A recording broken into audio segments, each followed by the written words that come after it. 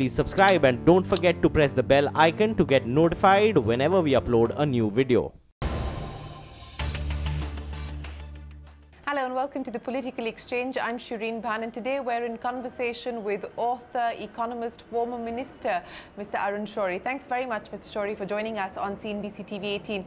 You know, exactly this time, 4 years ago, is when we had our last conversation when the government had just won the elections, and you had put together a white paper on the economy that you were going to present to Mr. Modi, sir. I don't know whether you remember that conversation or you remember the white paper on the economy that you had put together, but I'll talk to you about your assessment of the economy and the government's track record in a bit. Let me talk to you about the contents of your book and the issue that is capturing mind space and headlines today, and that is the crisis in the judiciary. Whether it is a battle between the executive and the judiciary, or it's a battle within the judiciary itself, these are questions that will be answered over time. But given the fact that yesterday we've seen the decision of the collegium, which has been deferred now on what it intends to do, whether it intends to send back the name to the government or not for a week. What do you make of that? Do you believe that this is an attempt to de-escalate, or do you believe that this is giving in to what the executive wants? Well, it is obvious that the collegium could not have come to a decision, and the record shows that at least 4 of the judges would have been of one view, that we should send it back. If you look at their letters of the past, statements of Justice Kurian Joseph and others, then therefore it must be that the Chief Justice, I would presume, has taken the view that no, we must give more names if the government wants more names and so on. And that certainly is very convenient for the government. Whatever the motives and reasoning of the Chief Justice, it certainly helps the government. Do you believe that if the decision is of the collegium to not send back the name to the government as was expected, this is going to deepen the crisis, worsen the crisis? Yes, it will be a fatal blow to the collegium and to the Supreme Court. If they do not send it back, in fact, they have already delayed it too long. In my view, as I have said earlier, they should not have had an oath-taking ceremony of one judge when they had sent 2 names. That itself was a completely non-Gandhian thing to do. What is the way out of this now? You know, the way out is for the judiciary to stand absolutely firm on every little comma. That's the only way. But do you see that happening? No, I don't see it happening because of the Chief Justice. And hence I asked you, what is the way forward? And a few other judges. Pardon? And hence I ask you, what is the way forward? The way forward is precisely for the others to keep showing up the steps which are being taken that are helpful to the government. For the other judges to keep showing those up, for disclosing them to the public, and for all of us to be vigilant and to keep pinpointing those steps and opposing those steps. So you're suggesting that the other judges, the 4 judges, for instance, who held the press conference in January, that they should do more of that now? Yes, they should put it on record. I would really look forward to the time when we get to know the reasons on account of which this decision has again been deferred. Do you believe that that ought to have been part of the announcement that came in it? I mean, there was a one-word deferral that was mentioned by the Supreme Court yesterday. You believe that they ought to have explained why they chose to defer the matter? Yes, they always keep talking about transparency, isn't it? Doesn't the Supreme Court say that about other people? So what are they doing now? So I believe that the court is in mortal danger because of the mentality of the government to occupy the entire space, geographical space, the institutional space, the personal space. And therefore, for the government, and the government is determined with this. That is why, in my view, it is a totalitarian mentality, total control of the total space. Now, the only pillar left standing is the judiciary, and they will not leave it alone. You block them on the NJAC, they'll come back to you on appointments. And the kind of things that they, suddenly they wake up to this business of regional representation? I mean, are you again having reservations in one way or the other in this just now? So you're saying that there is no validity to the argument that's being presented on the regional representation? Of course not. And that should not be the criterion. Criterion must be competence. Competence to deliver judgments from a national point of view.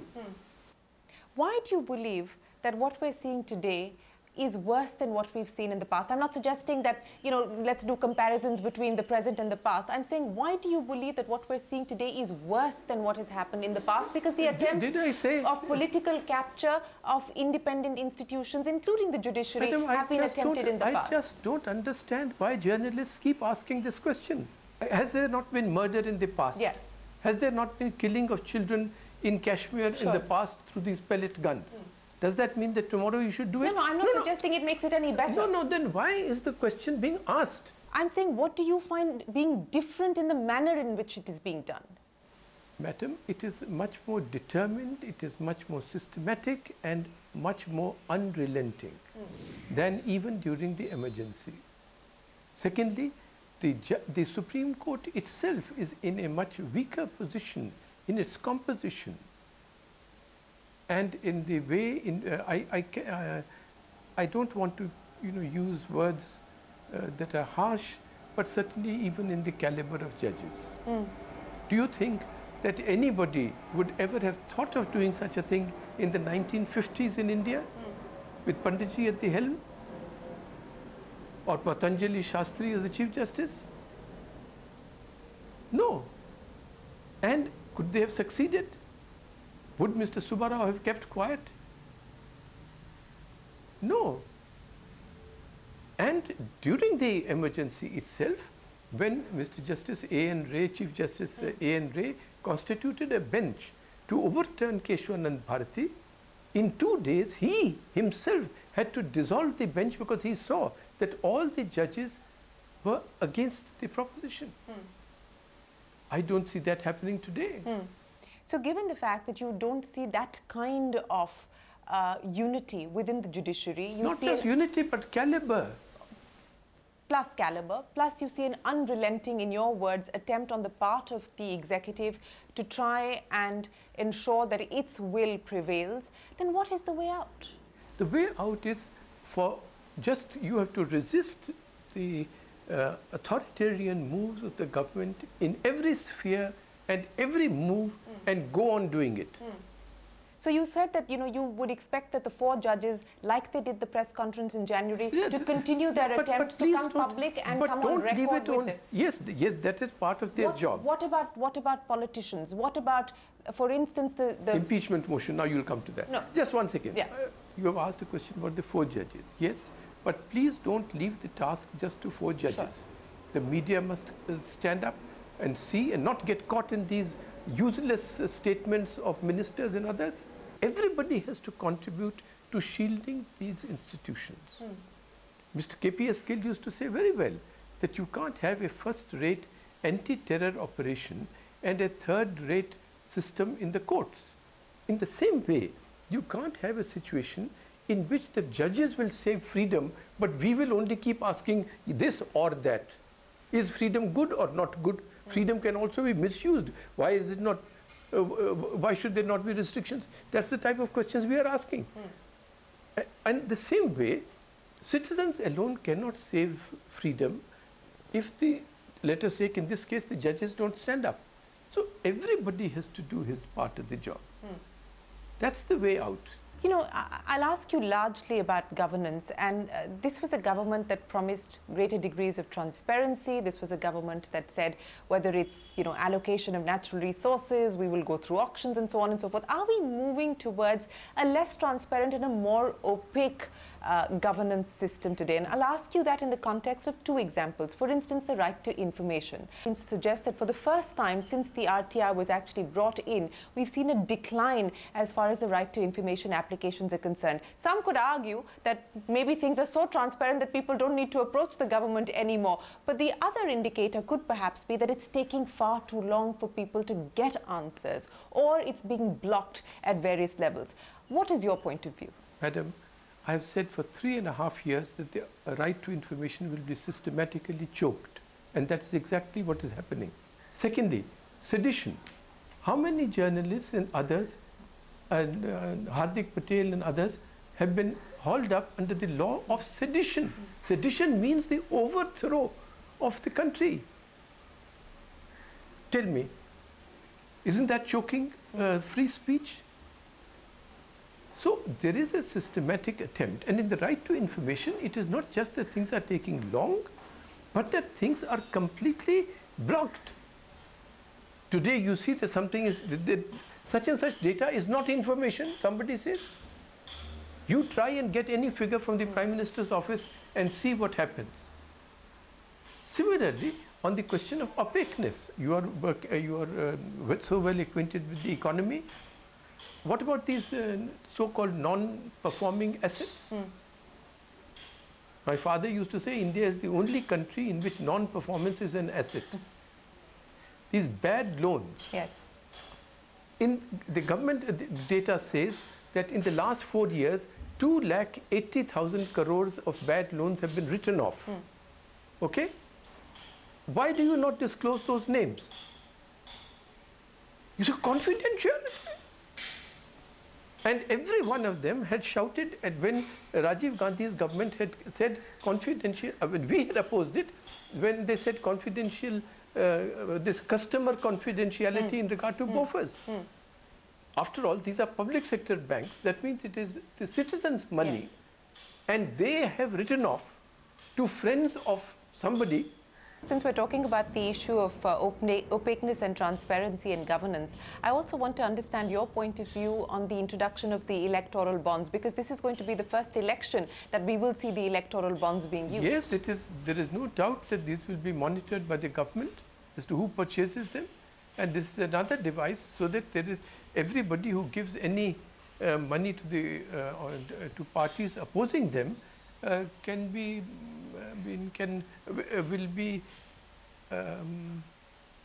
be targeted in the subsequent round. No doubt on that. What is your take on the economy today, Mr. Shourie? And you know, I started my interview by asking you about the white paper that you had put together at the start. You don't remember that. But let me ask you about your assessment of the economic situation today. In my view, the economy is not the issue today. The survival of institutions is the central issue. The survival of freedom is the central issue. Whether Kashmir will be further pushed out of India is the issue. Whether the people of Nepal will be further pushed into the lap of China is the issue. Whether the people of Sri Lanka will be further pushed into the lap of China, back into the lap of China is the issue. Those are the issues. Whether we are not entangling ourselves in the American strategic perspective, which will be serving only their own interest, that is the issue. You talked about diplomacy, you talked about our external equations. So let me ask you then about China, because you just talked about China and its growing presence in our neighborhood. We've just seen the meeting between Prime Minister Modi and Xi Jinping.